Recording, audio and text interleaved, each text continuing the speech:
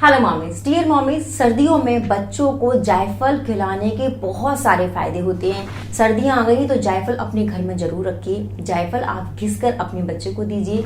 बहुत छोटा बच्चा है, 0 से 6 मंथ तक का बच्चा है, उसको आप उसके एक्सटर्नल बॉडी पार्ट पर लगा सकते हैं, उसके माथे पर, उसके गले पर, उसकी छाती पर, उसके पैर के तलवों पर। जायफल को घी में अच्छे से घिस लीजिए और फिर उसको आप बच्चे के एक्सटर्नल बॉडी पार्ट पर लगा दीजिए, जो कि 0 से 6 मंथ तक का है। उससे बड़े बच्चे को आप खिला सकते हैं, दूध में घिसकर खिला सकते हैं, बहुत ज्यादा फायदा करता है। इससे बहुत सारे फायदे होते हैं। अगर आपके बच्चे को कब्ज की प्रॉब्लम है तो कब्ज बिल्कुल ठीक हो जाएगी।